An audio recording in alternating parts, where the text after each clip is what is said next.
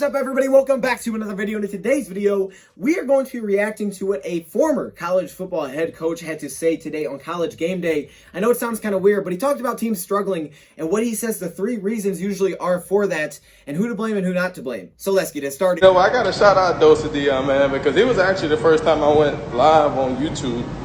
And, you know, guys don't know Dose Dion. He put out a lot of good content for the Detroit Lions.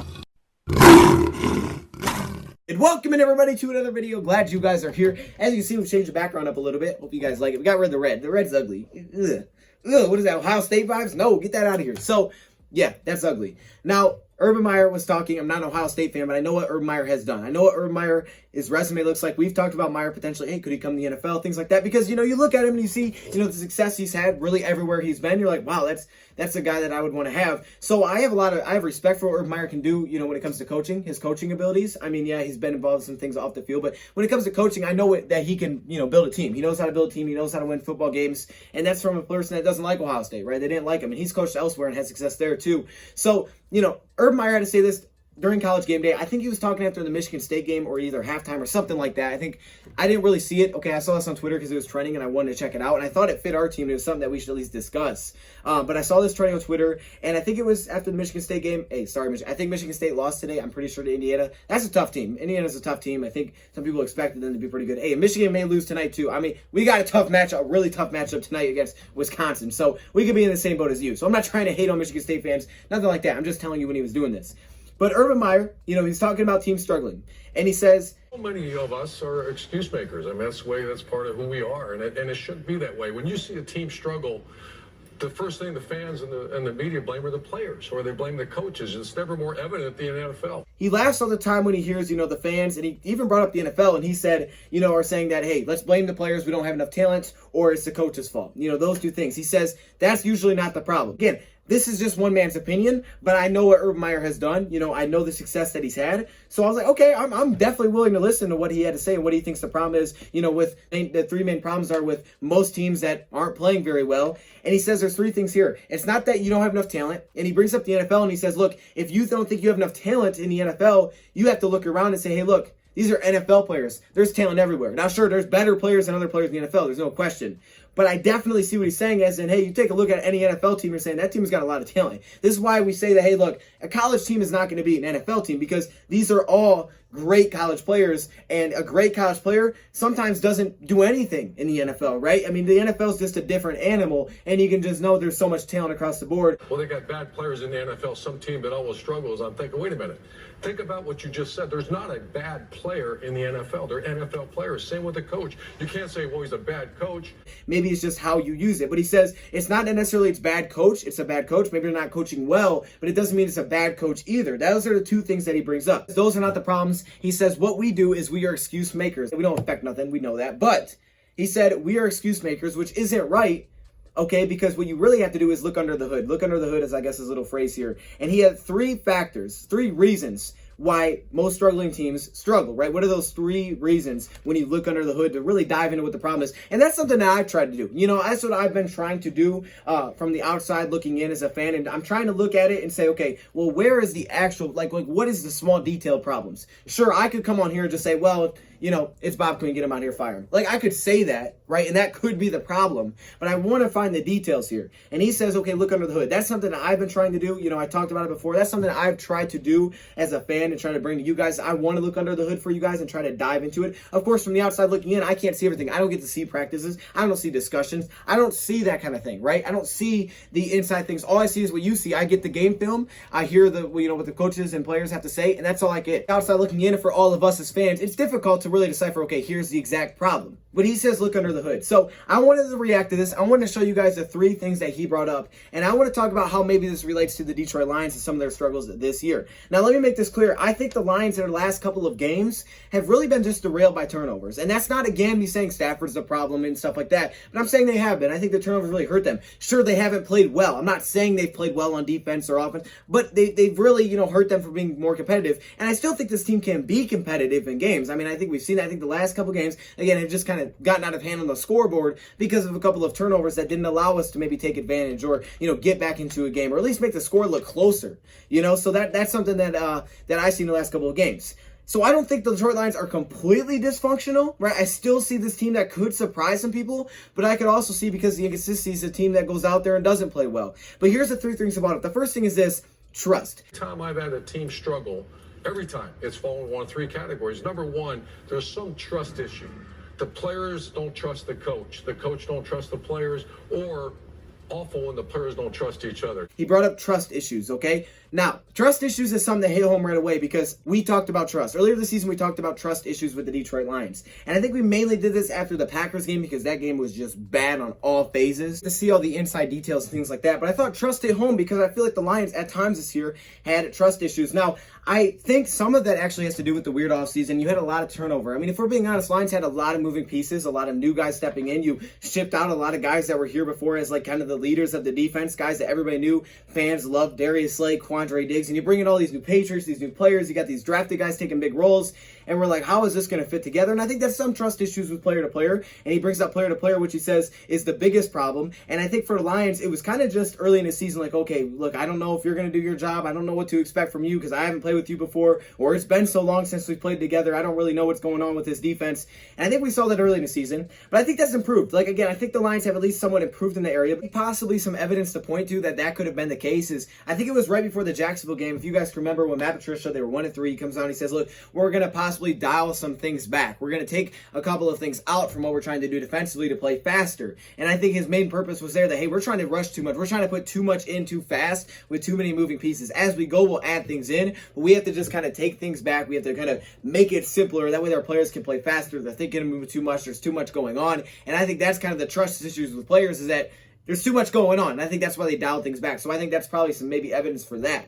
The next thing he brings up is coach to player or player to coach, right? Does the player not trust the coach, or does the coach not trust the player? Personally, I don't think there's many issues. I don't think there's many trust issues just from the eye test and from what I can gather for, players not trusting the coach. I mean, if you think about a lot of players they brought in this offseason were guys that they believe would trust the coach even in the lowest of lows, right? I think that was kind of the move of the offseason, was to say, hey, look, these are the guys that are going to believe in what we're going to do. And I think what we saw last season is clearly certain players didn't trust Matt Patricia. Certain players didn't trust what the Lions were trying to do. We saw that last season firsthand. I think that's why Slay got traded. I think that's why Quandre Diggs was shipped out and certain players were gone. And you brought in all these guys that, were familiar with Patricia. And that's why when they came in, they're like, yeah, we want to play with Matty P, this kind of stuff. That's specifically on the defensive side. We'll touch on the offense in a second. But I think we do have guys that trust the coaching and still believe in what he can do. But when you lose games, it definitely makes it hard to trust. And I think, that's kind of the move this offseason. So I don't know if I completely see that one, but it could be the case. And then finally, are the coaches not trusting the players? That would shock me if the coaches weren't trusting the players. I mean,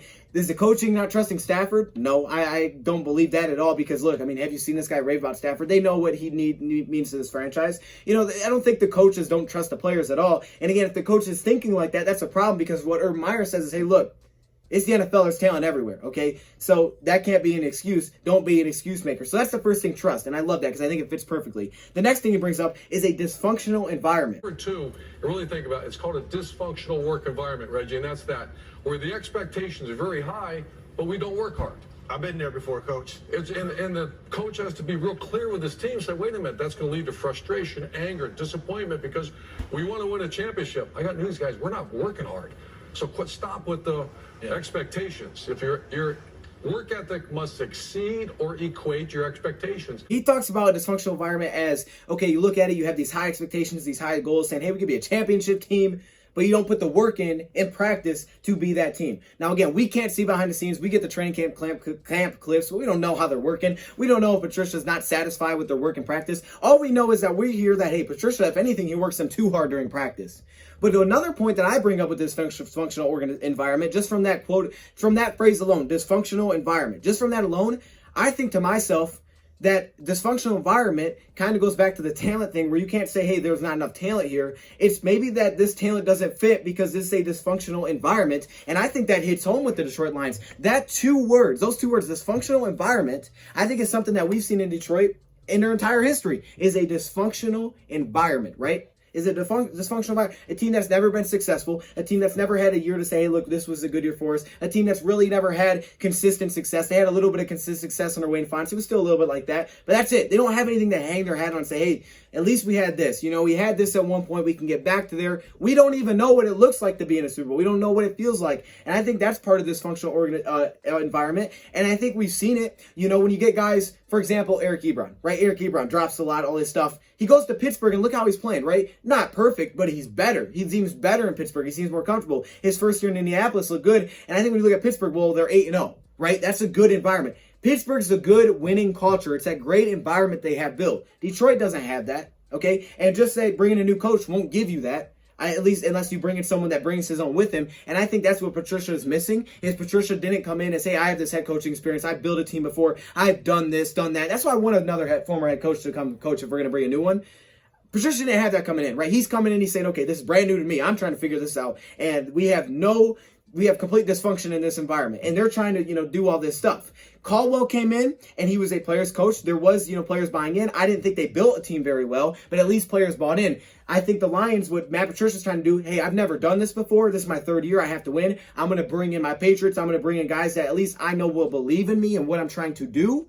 And we're going to see if we can make this thing work. And if I can, and as I continue to learn, I can possibly try to build something. And I just want some coach to try to build something. I mean, that's all I want, is just to have some coach where we can do something and try to build something here. I'm tired of the restarting all the time. It's annoying. It doesn't get us, it's never got us anywhere. And if we're going to, then at least get someone that's had a head coaching experience, that's built a team, that's turned around an environment before and made it into somewhat of a success. Because what we did with Patricia, say, hey, here's a coordinator, here's a guy that's never done it, and you're coming into a dysfunctional environment. And that's why I think certain players, they're not just lack of talent. Like, we have guys on our team that have left and they go play really good elsewhere. And it's like, why did that happen? Kyle Van Noy, Jim Caldwell was here. Kyle Van Noy, the dude never played. He goes to the Patriots and looks great. So how did that happen? It's a dysfunctional environment. It didn't fit for him.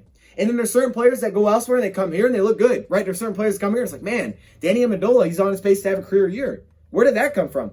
He fits in this team, right? So I think there's certain things where dysfunctional environment definitely takes on the toll for Lions, not only now, but in their history. This is kind of why I think offensively, we see sometimes, players will come over to Detroit and they make a career out of it, and then elsewhere they don't do anything. And I think part of that is because, hey, Matthew Stafford's their quarterback. He's like the one little eke of non-dysfunction you really have, and he's kind of just put into this not dysfunctional environment, and he's been here for over a decade, right? He's done his time. He knows what it's like. He's been talented over his career, and I think you come to play with him, and every once in a while you get players that come in and they're better here, right? We've seen Danny Amendola, like I said, he's played his best 2 years here. Corey Fuller, you get Chris Durham, right? You get these certain players that are just like, okay, well, here's where they actually shined when they were in Detroit on this offense. But how often do we get that defensively, right? How often do we get that aside from the players that Stafford, is using, right? How many times do we get that out of the running backs? Look at Theo Riddick. Theo Riddick was the guy that caught the ball. Look how great his career looked in Detroit. It hasn't looked like that since, right? So I think that's why at times we see certain players come here, but for the most part, outside of that, we have dysfunction. It's really hard to have guys come in and improve and get better and,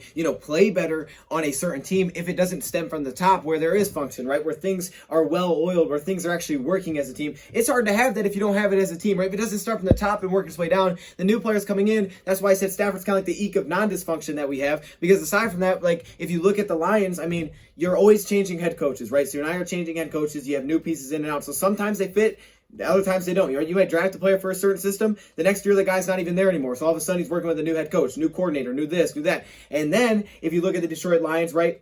They're always moving these coaches, but then you're also not even bringing in coaches most of the time that have had head coaching experience or have been within the organization that sees the flaws and problems. And those are the guys that we've seen historically had the most success. The guys that have coached before or were in the organization first and then took over, those are the guys that have more success. And we've already done a video on that. You can go check it out. Those are the coaches that have most success in the Detroit Lions history.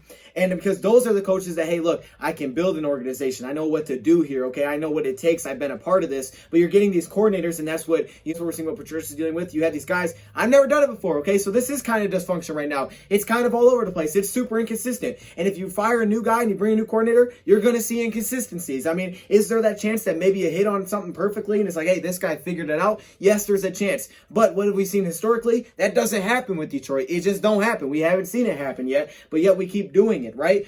So maybe you hit on a coach that, hey, I've done it before, I know what to do. Or you keep a coach as a coordinator. If you're bringing a coordinator, give him some time where it's like, okay, I got to learn how to do this. I got to learn how to make consistent things happen. But as you continue to move stuff and change it every 3 years, there's no consistency. I know people always bring term up, well, it's insanity to keep the same coach. It's also insanity to fire a coach after 4 years every single time. I mean, it's like the election for us, right? Every election is the new head coach. That's what the Detroit Lions look like, right? I mean, hey, who's going to win the presidency? I don't know who's going to win the head coaching job. That's what it seems like for Detroit. And then the third and final point that Urban Meyer brought up was selfishness. He brings up selfishness. Obvious. You got a selfish team, man. You got problems on your team. Football is a unselfish sport. That means you got to do the nasty.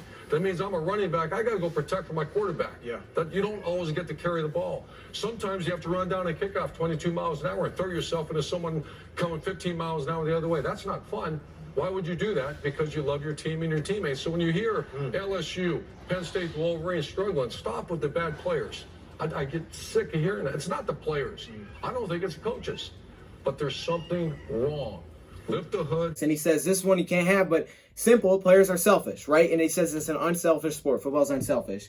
Now, I look at the Lions, and I don't necessarily know if I see selfish players. I mean, it's really hard to just see a selfish player, especially in the Lions, because I don't know if I see it. I mean, I think that was the plan this offseason, getting guys that weren't selfish, right? They're locked in. They're kind of like robots to it. They don't have a big ego. Can you guys honestly look at the roster and say there's a selfish player here? I don't know if I see that. I mean, Galladay wants his money. I don't call him selfish. He wants his money. I know. I get it. But I don't really see a guy that's selfish. I mean, look, Patricia said he's trying to get back practice, all that kind of stuff. I believe Galladay's doing the right thing. I mean, he's been pretty quiet about it. So I don't think he's went out and made a big deal out of everything. But if you look aside from that, I mean, I don't really see it. Stafford's not a selfish quarterback, right? And I don't even know how you're going to be a selfish quarterback, to be honest with you. I don't even know how you would do that. But he's not selfish, right? He stayed here to try to turn this thing around. When, like my man said, he could have left. He stayed here to try to turn it around. And I think we don't have selfish guys, right? AP's not selfish. These running backs aren't selfish. The defenses, all these guys are supposed to be bonding with each other. And if there is a selfishness problem, then something's got to change there. Something has to fix it. That needs to be brought up.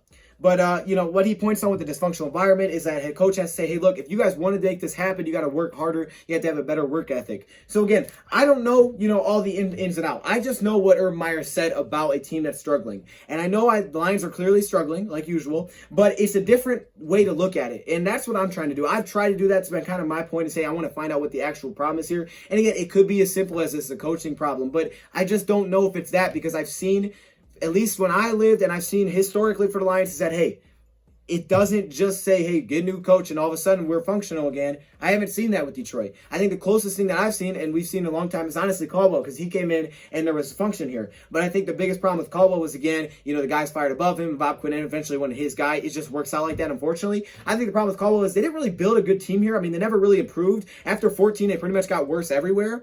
But the players seem to really buy into an environment that he was building. And I think the reason that was able to happen so quickly is because, like he said when he came in, he wasn't looking to get his guys. He wanted to build with whatever was here. And it was his first time. So they had different approaches. Matt Patricia's approach is more, hey, this is how I do things. I'm very specific. I need these certain type of players. Not everybody's going to fit this. Caldwell's more like, hey, I don't care. Whoever's here, we're going to make it work. You guys are going to be great. And I think, we saw certain players thrive. Maybe certain players didn't thrive. And I think the Lions, again, they didn't continue to get better, but they were consistent. And I think with the Lions right now, they're kind of on a street where it's like, okay, you either have to take the chance and say that hopefully Patricia can turn this around, and maybe, as time goes on, he'll learn how to become a head coach, because he's never done it before. It's new to him. It's new to anybody, right? Or you have to look at this and say, okay, well, if we're going to restart, hopefully we hit on a coach, that knows how to turn the environment around. That's why I said, hey, when I want a new head coach, I don't want just a coordinator that's never coached before, that's never done their own thing, that's never built a franchise, that's never turned something around. I want someone that's done that. I don't want a guy that's just like, hey, I was here when they were winning and now I'm going to go coach someone. It could work, but is it guaranteed? No, it's not guaranteed he's going to be able to build a team, because, again, it's a different job. It's a completely different job saying, hey, every week I just scheme for the defense. No, you're a head coach. You barely scheme. And what you're doing is you're just controlling the locker room, right? You're in charge of everything. You're overseeing your coordinators. You're hiring guys. You're signing players. Like, it's a completely different job. And I think that's what something that Pat Patricia's getting used to. And I think it's just something that he wasn't ready for, honestly, when he came here. And it's something that he's still learning. So that's what Urban Meyer brings up. I just bring it up because, hey, it's a coach that's had a lot of success. I think it's something that it's even worth listening to. Again, that's how I'm kind of looking at it, as I'm trying to look under the hood, see what the real problem is here. And we'll see. I mean, the Lions got to win this game Sunday, though, or Patricia could be out. I mean, Patricia honestly could be out. But we'll see. I just thought it was interesting. Let me know your thoughts, guys. Thank you for watching, and I'm out. Are you kidding me right now? I had to put my helmet on for this one. Are you kidding? Look at this. Look at all these members. What? Yo, hey, shout out to all the members, man. Look how many All-Pro members there are. Like, literally, it's the whole screen, dog. This is crazy. The patrons, of course, the Hall of Fame members, man. Y'all got the gold color. It's kind of yellow, but it's supposed to be gold. Shout out to all the members, man. If you want to be a part of this, all you got to do is join the channel. But there are perks that come with it. Stay locked in the community tab if you are a member, because that's where a lot of information comes out. I appreciate all of you. What?